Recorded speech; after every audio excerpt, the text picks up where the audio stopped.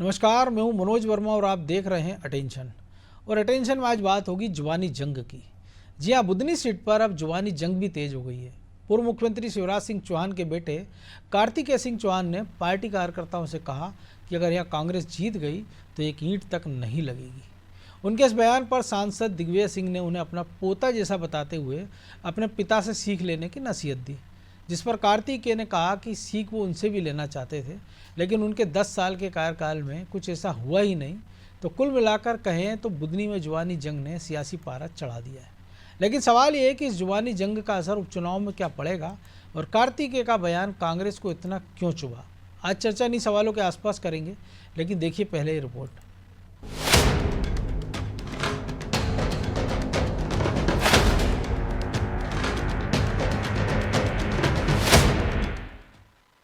अपनी पोलिंग में गड़बड़ी कर हम क्यों अपनी इज्जत खराब करें? कि हमको नहीं जाना हमारे मुख्यमंत्री जी के पास काम कराने के लिए? कि हमको नहीं जाना अपना आदरणीय कृषि मंत्री जी के साथ काम कराने के लिए? अगर गलती से भी कांग्रेस का विधायक, वैसे होने वाला नहीं है, लेकिन गलती से भी आ जाता है यहाँ पर, तो एक ईंट किसी के गांव में नहीं लगने वाली, ये समझ लेना आप सब। पूर्व मुख्यमंत्री शिवराज सिंह चौहान के बेटे कार्तिकेय सिंह चौहान के इस बयान पर कांग्रेस तिलमिला उठी। बुधनी सीट पर हो रहे उपचुनाव के बीच कार्तिकेय सिंह चौहान ने जैसे ही कांग्रेस को निशाने पर लिया तो सांसद दिग्विजय सिंह से लेकर पीसीसी चीफ जीतू पटवारी ने उन पर हमले तेज कर दिए। दिग्विजय सिंह ने सोशल मीडिया पर एक पोस्ट करते हुए उन्हें इस तरह के बयान देने से बचने और अपने पिता से सीख लेने की नसीहत दे दी और कार्तिकेय को अपने पौत्र समान बताया। तो जीतू पटवारी ने कहा कि ये बीजेपी का अहंकार है। बुधनी वासियों को समझना चाहिए कि वो सीट तो कांग्रेस की है। मुख्यमंत्री जीतते थे, मुख्यमंत्री नहीं है, वापस कांग्रेस को लोग जिता रहे हैं। कल हम गए, भारी तादाद में लोग थे, उत्साह है।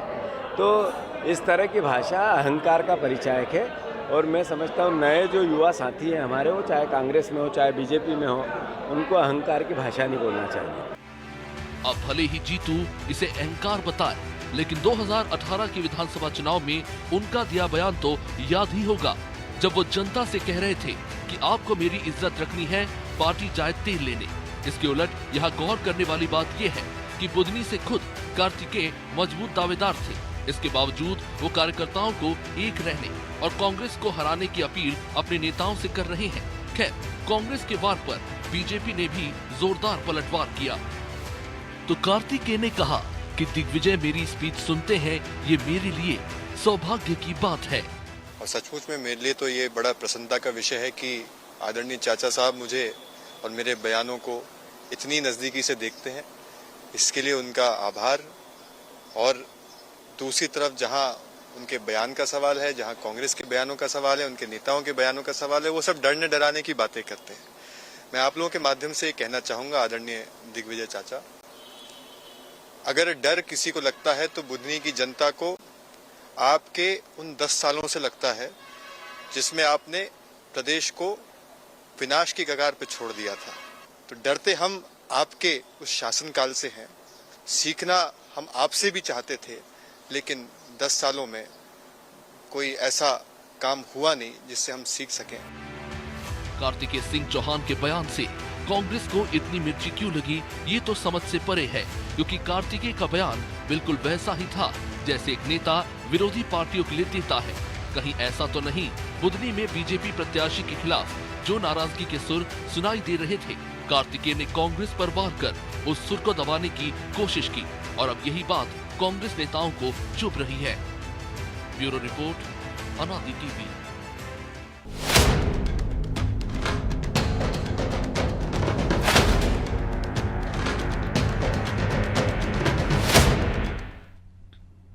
तो इसी पर चर्चा करने के लिए हमारे साथ जुड़ गए वरिष्ठ पत्रकार सुरेश शर्मा और हमारे सहयोगी प्रभु पटेरिया।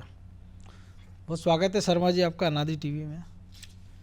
वैसे तो दिग्विजय सिंह को भी इस बयान का स्वागत कर देना था कि अगर उसको पोता बता रहे हैं तो पोते ने अगर कुछ कहा है तो कम से कम राजनीति में सीख तो रहा है, लेकिन उसके खिलाफ भी उन्होंने एक ट्वीट कर दिया।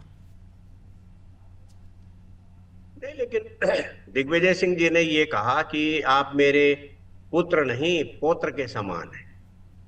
तो ये कंफ्यूजन क्यों है उनके मन में? उन्हें स्पष्ट लाइन लेना चाहिए थी कि वो पुत्र समान है या पौत्र समान है। तो कई बार क्या होता है, अच्छा पुत्र समान है तो इसका मतलब आप ये मान के चलिए कि शिवराज जी को वो पुत्र समान मान के चलते थे क्या? और कितना अंतर है दोनों की आयु में। तो मुझे लगता है कि कई बार जब भटका हुआ व्यक्ति होता है वो इसी प्रकार की भाषा का इस्तेमाल करता है कि पुत्र नहीं पौत्र, यानी बहुत डिफरेंस बताने की कोशिश हो रही। और इस डिफरेंस का जवाब हो जिस सकता है तरीके से उनका आशय उम्र के हिसाब से हो कि कार्तिकेय की जितनी उम्र है और दिग्विजय सिंह जी की। हाँ ठीक है, नहीं लेकिन जब जब पौत्र ने जवाब दिया तो ऐसा पॉलिटिकल जवाब दिया कि ना निगलते बन रहा है ना उगलते बन रहा है कि हम तो आपसे भी सीखना चाहते थे और 10 बरस ने आपने क्या किया मध्य प्रदेश में, बंटा ढार कर दिया।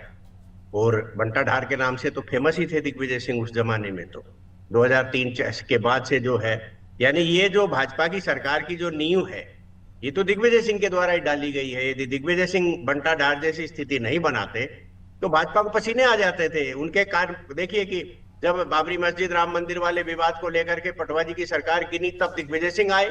उस समय तो वातावरण भाजपा के बहुत अनुकूल वाला था, लेकिन दिग्विजय सिंह जी ने एक ऐसा प्लेटफॉर्म तैयार किया जिसके लिए वो, और बुधनी में भी उन्होंने प्लेटफॉर्म तैयार कर दिया। तो ये लेकिन पॉलिटिकल कांग्रेस में शर्मा जी एक बंटा ढार नहीं है ना, ऐसे छत्तीसगढ़, राजस्थान, अभी ताजा ताजा हरियाणा। नहीं, वो सभी वहीं वहीं आकर के रुकते हैं ना, क्योंकि वो क्या है, नेतृत्व को स्वीकार नहीं करते। राहुल गांधी और प्रियंका गांधी जिस तरह का नेतृत्व दे रहे हैं, ये कांग्रेस के वही नेता बचे हैं कांग्रेस में जो भाजपा में ट्रांसफर नहीं हो सकते। अन्यथा अधिकांश तो सारे शिफ्ट ही हो गए और धीरे धीरे शिफ्ट हो रहे। मैं तो सच बता रहा हूं कि मैं जब सुनता हूं ना, जो कांग्रेस के नेता मुझसे मिलते हैं, पता नहीं वो मुझसे भाजपा के संबंध में क्यों बात करते हैं, वो तो वो जाने, लेकिन वो बताते हैं कि भाई साहब हमारे जीवन काल में ही नहीं आने वाली कभी भी। यानी आज 50 साल के युवक नहीं तो आप थोड़ा सा ये संशोधित करें कि ये जो कांग्रेस नेता आपसे मिल रहे हैं ये उम्र दराज है या नए नवेले, ताकि एक अंदाज हमको भी लग जाए। नहीं, मैं वही कह रहा था, अगला मेरा वाक्य यही था। जी। जो 50 साल के आसपास के हैं वो ये कह रहे हैं हमारे जीवन काल में कांग्रेस की कोई संभावना नहीं है। बताइए, इतनी यदि धारणा उनकी बनी हुई है तो इसका मतलब क्या, इंटरनल क्या चल रहा हो। और यही जो बात है यही दिग्विजय सिंह की भाषा में निकल करके आ रही है सामने जी।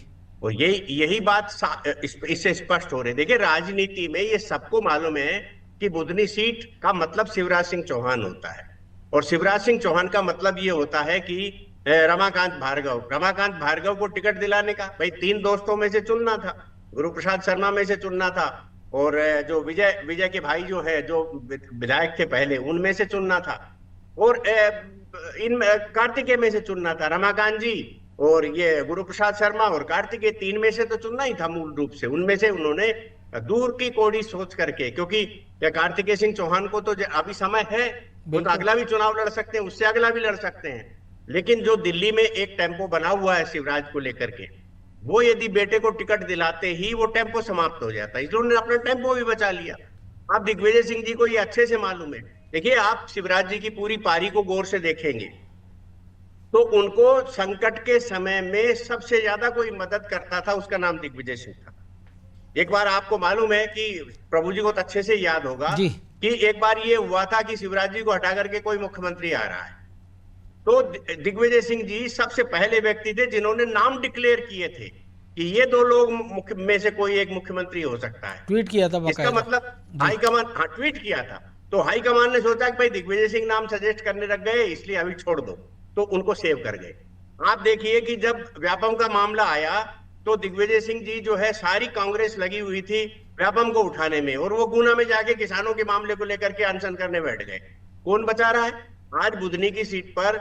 यदि किसी प्रकार का, मुझे नहीं लगता भाजपा में 4-6 दिन तक ऐसा एक सहयोग अभी विश्वास सारंग के मामले में भी हुआ है, सभी हो रहा है। तो आप समझिए उस चीज को, पॉलिटिक्स को। मुझे लगता है कि कार्तिकेय सिंह को सामने लेकर के उन्होंने एक ऐसा वातावरण बना दिया जो राजकुमार पटेल के खिलाफ चला जाए। तो प्रभु जी वातावरण बना दिया, क्योंकि बेटा उनका भी जयवर्धन वहाँ सक्रिय है विजयपुर में, तो उन्होंने सोचा कि अगर एक नेता के बेटे पर फोकस कर दो जो अपेक्षाकृत कम चर्चित है, तो उसके बहाने पूरी पार्टी का फोकस उनके बेटे पर आ जाए, तो कम से कम जो अभी तक उनको हाइट नहीं मिल पा रही है, क्योंकि जो शक्ति प्रदर्शन हुआ है विजयपुर में भी, उसमें जयवर्धन को वो माइलेज नहीं मिला जिसके वो हकदार थे, क्योंकि लगातार वो सक्रिय थे पूरे चुनाव में, अब भी सक्रिय हैं। तो शायद ये भी एक रणनीति हो सकती है क्या? नहीं मनोज जी, मुझे ऐसा नहीं दिखता है। दिग्विजय सिंह का जो अभी तक की जो उनके जो सोशल मीडिया यदि हम देखते हैं तो रोज़ सुबह उठ के जो है 2-4 ट्वीट करते हैं अलग अलग विषयों पर। जो भी तत्कालिक विषय होता है वो भी उनके उसमें होता है, सामाजिक विषय भी वो ले लेते हैं कई बार। तो निश्चित तौर पर जब कार्तिकेय सिंह का जो वीडियो था वो कल वायरल हुआ और जो कार्तिकेय सिंह ने बोला तो भाषा जो थी वो शायद वो जो है दिग्विजय सिंह को आखिरी, क्योंकि वो शिवराज सिंह चौहान की भाषा नहीं है, वो भाषा दिग्विजय सिंह की भी नहीं है। दिग्विजय सिंह ने यही कहा कि मैंने अपने राजनीतिक जीवन में ऐसी कोई बात नहीं की मंच से जिस तरीके से उनने की है, शिवराज जी ने भी नहीं की। लेकिन चूंकि नई पौध है, नया नया खून है, तो स्वाभाविक तौर पर दिग्विजय सिंह को ये लगा कि परिवार से जुड़े। सुरेश शर्मा जी बता रहे हैं कि दिग्विजय सिंह हमेशा उनके मददगार रहे हैं, निश्चित तौर पर रहे होंगे। लंबे समय से दिग्विजय सिंह संबंध निभाने में खासे माहिर नेता माने जाते हैं, सत्ता में रहे या विपक्ष में रहे, वो अपने संबंधों को हमेशा निभाते रहे। तो उस के दुहाई देते हुए उनने जो है कार्तिकेय को एक सलाह देने की कोशिश की है। और निश्चित तौर पर उनका जो बयान है, उस बयान को सुनिए, कार्तिकेय सिंह के बयान को, तो वो वोट मांगने की जगह धमकाने जैसा बयान दिखाई दे रहा था। वो कह रहे थे कि भाई पैसे तो नहीं जीतने वाला है यहाँ पर कांग्रेस का विधायक, लेकिन धोखे धड़ा के जीत गया तो आप किस मुँह से जो है मुख्यमंत्री जी के पास और किस मुँह से जो है अब केंद्रीय मंत्री शिवराज सिंह चौहान के पास जाएंगे अपने काम कराने के लिए। तो निश्चित तौर पर कौन जाएगा? हालांकि इसको यह भी कह सकते हैं सीधे तौर पर धमकी भी नहीं थी वो। हाँ, सरपंच कौन है वहाँ के? बीजेपी के। विधायक पार्षद कौन है? ज्यादातर बीजेपी के। जनपद जिला पंचायत के अध्यक्ष कौन है? बीजेपी के। सांसद कौन है? बीजेपी के। तो तमाम नेता बीजेपी के हैं और यदि वो कांग्रेस का एमएलए जीत जाता है आप कितनी मेहनत के बाद भी, वो भी संगठन की ताकत से चुनाव जीतने वाली पार्टी में, तो निश्चित तौर पर चूंकि जिस तरीके का अंतर विरोध बुधनी में दिखा, अभी राजेंद्र सिंह राजपूत के समर्थन में और गुरु प्रसाद शर्मा भी शुरू में कुछ नाराज से दिखे थे, तो वो जो अंतर विरोध जो खुलकर सतह पे वहाँ पर आया, तो उसके बाद वो कार्तिकेय का वो जो बयान था वो उनको एक नसीहत की तौर पर था, वो जिसको कि धमकी जैसा पुट दिया गया कि भाई यदि आपको वो जीत जाते हैं तो फिर आप कहाँ से उन नेताओं के पास जाएंगे जो कि यहाँ वोट मांगने आ रहे हैं, जो बुधनी पर आपके भरोसे बुधनी जीतने का संकल्प ले रहे हैं और आप जो है ऐसी घर में लड़ाई लड़ रहे हैं। तो वो एक उनकी समझाइश का तरीका था। वो मंच सार्वजनिक था। आमतौर पर ऐसी बैठकें जो होती हैं वो कमरा बंद बैठ के होती हैं, वो चीज़ें जो है रिकॉर्ड भी नहीं की जाती हैं। लेकिन चूंकि एक ऐसे मंच पर बैठक हो रही थी जहाँ पर मोबाइल में कहीं से कोई रिकॉर्डिंग हो गई, रिकॉर्डिंग वायरल हो गई और उसको लेकर दिग्विजय सिंह को लगा कि इस पर उनको बोलना चाहिए, तो उन्होंने उस पर बोल दिया, मुझे ऐसा लगता है। बाकी ऐसा कोई वो नहीं है कि बहुत ज़्यादा माइलेज कार्तिकेय के बोलने से कांग्रेस को वहाँ पर मिल जाएगा या दिग्विजय सिंह ने रिएक्ट कर दिया तो उससे जो है बीजेपी को फायदा हो जाएगा। लेकिन ये जरूर इस पूरे घटनाक्रम में कार्तिकेय सिंह चौहान जो कि अभी पर्दे के पीछे बुधनी में काम करते हुए दिखाई दे रहे थे, वो फ्रंट पर आ गए हैं। बिल्कुल। रमाकांत भार्गव शिवराज जी के वारिस कार्तिकेय होंगे ये हम लोग कयास लगाते थे, लेकिन इस घटना के बाद जब रमाकांत भार्गव के बाद यदि कोई बुधनी से अगला जो बीजेपी से टिकट का दावेदार होगा, तो यदि इस चुनाव को देख के लिहाज से ही देखें, उपचुनाव के लिहाज से, तो इस उपचुनाव में भले रमाकांत भार्गव जीत जाए, उनकी जीत में जो भूमिका आएगी, जो लिखी जाएगी, जो श्रेय देने की बात होगी, तो उसमें एक नाम कार्तिकेय सिंह चौहान का भी होगा, शिवराज सिंह चौहान के अलावा, कि युवा नेतृत्व ने बहुत मेहनत की, कार्तिकेय ने मेहनत की और इस तरीके से एक उनको हाईलाइट करने के लिए एक उनको भी प्लेटफॉर्म मिल गया। इसीलिए शायद कार्तिकेय ने भी पलट कर जवाब दिया, क्योंकि आप जो है जब सूरज की तरफ देखते हैं तो रोशनी आप पर भी पड़ती है और वही चीज़ें यहाँ पर हो रही हैं। तो इससे एक फायदा ये भी तो हो गया ना कि जब अभी तक ये चर्चा हो रही थी राजेंद्र सिंह को लेकर हो रही थी कि जो बगावत चल रही है वो पीछे चली गई। अब राजेंद्र सिंह की जगह कार्तिकेय सिंह सामने आ गए। बिल्कुल, बगावत तो राजेंद्र सिंह शायद शांत हो गए हैं ये, लेकिन भीतर घात की संभावनाएं तो खैर बनी रहती चुनाव में। खुला घात की जो संभावना थी जो दिख रही थी तो उसको लेकर उन्होंने अपनी बात सामने रख दी। नामांकन का आज आखिरी दिन था, अब नामांकन हो गए हैं, राजेंद्र सिंह ने भरा नहीं है, तो खुला घात तो अब होने की संभावना दिख नहीं रही है वहाँ पर। अब जो कुछ भी है तो भीतर घात की संभावना दिख रही है, उसी को लेकर कार्तिकेय ऐसा बोलते हुए दिखाई दिए थे। क्योंकि शिवराज सिंह चौहान भी ने पहले ही कहा था कि यहाँ पर चुनाव जो है, जो बैठक उन्होंने घर में ली थी, शायद उसमें कार्तिकेय की मौजूदगी ये संदेश था सभी लोगों के लिए कि वहाँ पर चुनाव में ज़्यादातर भूमिका जो है प्रचार की युवा शिवराज जी के बिहाफ में कार्तिकेय सिंह निभाएंगे। तो शायद वो उनको भी प्रोजेक्ट वहाँ पर करने की एक बात वहाँ पर दिखाई दे रही थी और स्वाभाविक तौर पर वहाँ पर मेहनत करते रहे। शिवराज जी मुख्यमंत्री रहे तो उनके चुनाव में कार्तिकेय और पूरा परिवार हमेशा लगा रहा। शिवराज जी अब सांसद चुनाव लड़े तो भी वो परिवार वहाँ पर लगा रहा। जब शिवराज जी चुनाव नहीं होते थे तो भी कार्तिकेय बुधनी संभालते थे पूरा उनका, लोगों के बीच में जाना, उन्हें गांव-गांव में जो खेल प्रतियोगिताएं कराना, इस तरीके से बुधनी के युवाओं को जोड़ने के लिए, बुधनी के लोगों से जुड़ने के लिए वो लगातार वहाँ पर काम करते रहे। तो एक वजूद उनका है वहाँ पर, लोगों से जुड़ाव उनका है। उनको ऐसा लगता है कि मैं बोल रहा हूँ तो मैं अपने लोगों से बात कर रहा हूँ, वो उस चीज़ को समझेंगे। तो शायद वही समझाइश देने का उनका एक तरीका था। प्रेजेंट जैसा हुआ उसको लेकर दिग्विजय सिंह का एक उसमें बयान आ गया। बिल्कुल। तो शर्मा जी कहीं चूक होगी नजर आ रही है या सब सुनियोजित? नहीं, कोई चूक नहीं है, बिल्कुल बिल्कुल नियोजित है सारी चीजें। और मुझे नहीं लगता कि बिना इंडोर्स कराए बगैर इस टाइप की कोई बातें उनने कही होंगी। बाद में तो और स्वाभाविक है कि जब दिग्विजय सिंह का ट्वीट आया और उसके बाद कार्तिक सिंह ने उस पर अपना रिएक्ट किया, तो वो तो निश्चित रूप से पापा हालांकि को दिखाया नसीहत होगा उन्होंने कि मुझे शिवराज क्या- सिंह से सीखने की दी थी, लेकिन वो पहुंच गए दिग्विजय सिंह पर। हाँ नहीं, ठीक है, हाँ वो और पहुंच गए। देखिए मैं आपको एक बात बताता हूँ, हम इस बात को महत्व दे रहे हैं कि राजेंद्र सिंह जी जो है वो एक बार विधायक रहे बुधनी से। इसका अभिप्राय ये नहीं है कि वो बुधनी के अंदर बहुत प्रभावशाली व्यक्ति है। देखिए वहां प्रभावशाली यदि कोई व्यक्ति है तो गुरु प्रसाद शर्मा है। राजेंद्र सिंह जी के भाई जो है, आपको तो मालूम है, विजयपाल सिंह जी जो है वो सुहागपुर से विधायक हैं और उनका होशंगाबाद में कारोबार है। तो आप ये मान के चले कि उनका बड़ा होटल है, फिर उनका जो है फॉरेस्ट की लकड़ी वकड़ियों का बड़ा काम है। तो आजकल किस तो ये नेता का नहीं है। नहीं, इसलिए जो है ये बिल्कुल नहीं है कि राजेंद्र सिंह जी यदि मान लो बागी होकर के भी चुनाव लड़ते। पहली बात तो ये कि वो ऐसे परिवार से जुड़े हुए व्यक्ति हैं जिसमें बगावत की संभावना मुझे एक दिन भी नहीं दिखाई दी थी। लेकिन वायदी में भी वो बागी होकर के चुनाव लड़ते तो कोई बहुत ज्यादा रिस्पॉन्स नहीं मिलने वाला था, क्योंकि वो चुनाव भी उन्होंने शिवराज जी के समर्थन से ही जीता था जी, क्योंकि वो पार्लियामेंट के मेंबर थे और बुधनी से शिवराज जी ने टिकट दिलवाई थी। तो ये आपको सबको मानना पड़ेगा कि राजेंद्र सिंह जी का बहुत लंबा चौड़ा वहां ऐसा प्रभाव नहीं था कि वो शिवराज के सक्रिय होने के बाद और जो है वो वोट काट करके कोई बहुत बड़ा नुकसान बीजेपी को पहुंचाते हैं। जी। देखिए केवल एक निर्णय है वहां कायस्थ जो ये किरार समाज है, वो किरार समाज राजकुमार पटेल की तरफ जाता है या शिवराज जी के कहने पर भार्गव जी की तरफ जाता है, ये समझने की चीज है। यदि किरार समाज ने राजकुमार पटेल का ज्यादा समर्थन कर दिया तो स्वाभाविक रूप से, और यहां मैं फिर कार्तिकों को कोट करता हूं कि कार्तिकेय जी ने जो बात कही है कि हम किस मुंह से फिर जाएंगे, ये स्वाभाविक है। ये मुझे लगता है कि ये संदेश इस बात को लेकर के ज्यादा है कि किरार समाज जो है उसको भाजपा के साथ जुड़े रहना चाहिए, शिवराज जी का समर्थन करना चाहिए, क्योंकि यदि किसी भी प्रकार से राजकुमार को बहुत ज्यादा वोट भी मिल गए तब भी शिवराज जी की छवि खराब होगी। और केंद्र के अंदर जो नरेंद्र मोदी टीम है वो शिवराज के बढ़ते हुए कद को, जिसे संघ भी बढ़ा रहा है, उसको रोकने में बड़ी एक रणनीति बन जाएगी। तो मुझे ये लगता है कि बुधनी के लोग भी इस बात को समझ रहे हैं और कार्तिकेय सिंह चौहान ने भी जो बात कही है वो इसी के संदर्भ में है कि अब हम यदि शिवराज के बढ़ती हुई लाइन को रोकने का काम करेंगे या कमजोर करने का काम करेंगे तो बुधनी वाले किस मुंह से जाएंगे, क्योंकि बुधनी की शक्ति ही शिवराज की शक्ति है और बुधनी शिवराज की शक्ति में बुधनी की शक्ति भी समाहित है। इसलिए इस बात का बहुत बारीकी से उन्होंने ये कहा। मुझे नहीं लगता कि कहीं जो है उसमें डैमेज करने वाला और वो सब मामला है।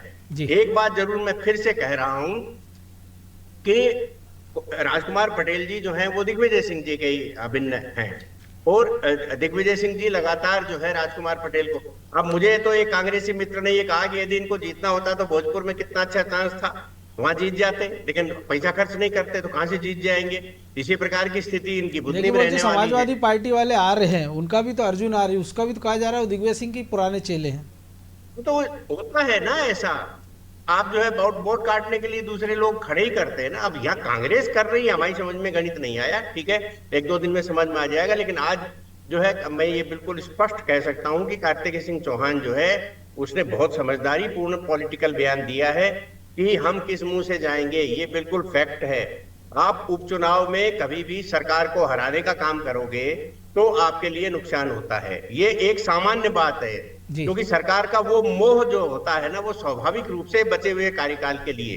वो प्रभु जी ने एक बहुत अच्छी बात कही है और वो ये है कि कार्तिकेय को आगे करके जिस तरीके से चुनाव लड़ाया जा रहा है ये भी शिवराज जी की सोची समझी रणनीति होगी कि उपचुनाव में लड़ाने की बजाय आम चुनाव में सभी भीड़ में जिताने में ज्यादा सुविधाजनक रहेगा। क्योंकि यदि उपचुनाव में लॉन्च किया जाएगा जैसे प्रियंका को करा है तो ऐसी स्थिति एकदम से सारे फोकस होगा, सबका ध्यान जाएगा, सब जो आक्रामक होंगे और एक संघर्ष की स्थिति निर्मित होगी। तो आम चुनाव में ऐसी संघर्ष की स्थिति निर्मित नहीं होती, क्योंकि 230 लोगों के लिए चुनाव करना पड़ता है, अभी तो केवल 2 ही लोगों के लिए है। इसलिए डेरा डाल करके और कार्तिकेय सिंह चौहान को डैमेज करने के जो काम किया जाता वो किसी भी प्रकार का डेंट वो शिवराज जी लेना नहीं चाहते थे। और जो आगे करने का बात कही है प्रभु जी ने, मुझे लगता है कि आम चुनाव के लिए उन्हें तैयार किया जाए। बिल्कुल। तो प्रभु जी एक बचपन में आपने हमने कहावत पढ़ी है कि उसी से ठंडा उसी से गर्म, तो कार्तिकेय को आगे भी लिया है, मैसेज दे दिया अगला लीडर कौन है। और जो किरार वोटों के बंटवारे की चिंता रही होगी कि शिवराज सिंह के बाद किरार कहाँ जाएगा, तो ये बता दिया कि ये मामला किरार वर्सेस किरार का है। तो आपको किस किरार को चुनना, बजाय इसका कि ब्राह्मण वर्सेस किरार है। हाँ बिल्कुल, लेकिन जहाँ तक जो आपने कहा कि जो कहावत आपने कही, तो कार्तिकेय सिंह चौहान बचपन से वहाँ पे राजनीतिक तौर पे सक्रिय बिल्कुल हैं। है, लेकिन अभी जो कहा जा रहा है ना कि ब्राह्मण वर्सेस किरार है। वो जब प्राइमरी स्कूल में पढ़ा करते थे, मेरे ख्याल से बहुत छोटे रहे होंगे, जब पहला शिवराज जी उपचुनाव लड़े थे राजकुमार पटेल के खिलाफ मुख्यमंत्री बनने के बाद, तो साधना सिंह 2006 में साधना सिंह गांव-गांव में घूम के महिलाओं के बीच में लगातार चुनाव प्रचार कर रही थी। उसके बाद के जो भी चुनाव आए हैं उसमें धीरे धीरे जो है कार्तिकेय का वहाँ पर लोगों से संपर्क बढ़ता चला गया। और एक जो है जनरेशन गैप होता है मनोज जी, पीढ़ी का अंतर होता है। युवा जो वोटर आपका कार्यकर्ता है वो बड़े नेता से उतने खुल के बात नहीं कर सकता, वो अपने लोगों से ज़रूर जुड़ सकता है, उनके साथ जा सकता है। तो शायद वो एक तरीका था जिसके जरिए कार्तिकेय वहाँ पर धीरे धीरे अपनी एक वजूद बना ली। और आज बुधनी में कार्तिकेय सिंह चौहान एक बड़ा नाम है, वहाँ के युवाओं के नेता हैं, खासकर वो जो कहते हैं, और युवा बहुत सारे उनके पीछे चलते हैं। लेकिन जो एक शर्मा जी ने कई सारे टूर्नामेंट उन्होंने गांव-गांव कराया अपने दादा की स्मृति में। और बुधनी क्षेत्र वैसे किरार बहुल माना जाता है। इसके पहले भी राजकुमार पटेल, उनके भाई चौहान सिंह चौहान वो जीते हैं। 1990 का चुनाव शिवराज सिंह चौहान लड़े थे पहला, 91 में वो सांसद बन गए थे। उसके बाद फिर वो सीट उनकी रही नहीं थी। बाद में जब उपचुनाव लड़े उसके बाद अब हम कह सकते हैं वो शिवराज सिंह की सीट है। बिल्कुल, इसके पहले वो शिवराज सिंह की सीट नहीं थी, वो सांसद जरूर विदिशा थे जिसमें बुधनी आता था। तो अब वो जो है ये कह सकते हैं कि उनकी विरासत वाली सीट हो गई है। तो शायद पार्टी की भी रणनीति और योजना जो भी है तो आगे की है, लेकिन हर व्यक्ति चूंकि अपना भविष्य देखता है, युवा नेता हैं, लगातार वहाँ पे सक्रिय हैं, तो स्वाभाविक तो अगले बार जो चूंकि इस बार पैनल में वो दावेदार थे, अगली बार यदि आम चुनाव की जब स्थिति आएगी पैनल में स्वाभाविक तौर पर प्रमुखता से फिर उनका नाम होगा। मैं तो अभी आपको बता दूं कि जब यहाँ पर प्रदेश चुनाव समिति की बैठक हो रही थी शर्मा जी, रामपाल सिंह उसमें एक सदस्य हैं, उनने कहा, सबसे पहले रामपाल ने कहा कि भाई वहाँ तो पूरे बुधनी के लोगों की एक ही राय है, केवल एक नाम जाना चाहिए, वो नाम जाना चाहिए कार्तिकेय सिंह चौहान का, बाकी कोई पैनल बनाने की जरूरत ही नहीं है, आपको सिंगल नाम भेज दीजिए। तो ये यहाँ तक बात हुई। तमाम नेता जो थे, बड़े बड़े नेता उस समिति की बैठक में थे, उन सबने जो है पैनल में जो सुझाया उसमें एक नाम कार्तिकेय सिंह चौहान का था, और किसी ने पहला, किसी ने दूसरा, किसी ने तीसरा, इस स्तर पे कार्तिकेय का नाम रखा। तो एकदम नेग्लेक्ट कोई नहीं कर रहा है उनको हटाने, क्योंकि उनकी मेहनत है वहाँ पर, उनकी सक्रियता वहाँ पर है, उनका जुड़ाव वहाँ पर है। वो शिवराज सिंह के बेटे हैं, ये अपनी जगह है, लेकिन उनने जो है लगातार मेहनत की है वो वहाँ पर दिखाई। दो बातें आपके साथ साझा करता हूँ। रामपाल सिंह का जो राजनीतिक कद बढ़ा है वो भी शिवराज जी कारण बढ़ा है, बिल्कुल। इसलिए रामपाल सिंह जी की तो ऐसी भाषा एक तो होना ही थी। दूसरा, मुझे आज भी वो घटनाक्रम याद है जब एक बार मैंने किसी अपने पुराने बहुत सीनियर नेता का टिकट कट रहा था और मुझसे फोन करके कहा कि आप शिवराज जी से पूछ के आओ कि क्या टिकट कट रहा है क्या। मैंने नाम भी शायद एक आध बार आपके चैनल पर लिया था, तो मैंने शिवराज जी से पूछा, तो उन्होंने कहा नहीं भाई इस बार तो हमने उनका टिकट फाइनल कर दिया है, लेकिन जब जनाधार होता है क्षेत्र में किसी व्यक्ति का, उसका टिकट काटने के बारे में तो शत्रु पॉलिटिकल लीडर भी नहीं समझता, सोचता भाई। हालांकि ये शत्रु शब्द मेरा है, उनने नहीं बोला था। तो उनका कहना यह था कि बहुत विरोधी होगा, वो भी टिकट काटने की बात नहीं करता। बोले हमारी काटेगा, नहीं काटेगा कोई टिकट, प्रहलाद की कोई टिकट नहीं काटेगा, कैलाश विजयवर्गीय की कोई टिकट नहीं काटेगा। उस जमाने में तो उन्होंने नरेंद्र सिंह तोमर जी का भी नाम लिया था जी। तो मैं एक लाइन करके शर्मा जी अपनी बात को खत्म करूंगा। इस बार किरार चुनाव मैदान में नहीं है बीजेपी से, इस बार एक ब्राह्मण मैदान में है। किरार अगले चुनाव में हो सकता है बीजेपी से। इस बार जो किरार है, तो जो किरार वोट बैंक हमने चौहान सिंह चौहान जब चुनाव लड़े थे उसको सामने रखकर देखते हैं, तो किरार वोट बैंक बढ़ सकता है। शायद यही वजह है कि वहाँ पर ज़्यादा बीजेपी को मेहनत करती हुई दिखाई दे रही है, और यही वजह है कि कार्तिकेय सिंह चौहान का वो बयान सामने आया। और हो सकता है अब जो आपने कहा, मैं उसको थोड़ा एक लाइन और आगे बढ़ा के मामला खत्म करूंगा कि इसको भी विरोधी के बयान की जगह उनके शुभचिंतक का बयान मान लिया जाए कार्तिकेय के, तो शायद ज़्यादा बेहतर होगा। बहरहाल वक्त इतना ही था, बहुत धन्यवाद शर्मा जी। तो युवा नेता का बयान और उस पर एक बुजुर्ग नेता का जवाबी प्रहार, मामला बड़ा रोचक है, लेकिन ये तलखी भी कह सकते हैं, इसको मिला जुला मामला भी कह सकते हैं, या एक नसीहत भी कह सकते हैं। लेकिन इतना तो तय है कि इस चुनाव ने बाकी मुद्दों को पीछे छोड़कर कार्तिकेय सिंह को फिर फ्रंट पे ला दिया है। अटेंशन में आज इतना ही, मुझे दीजिए इजाज़त और आप देखते रहिए अनादि टीवी। नमस्कार।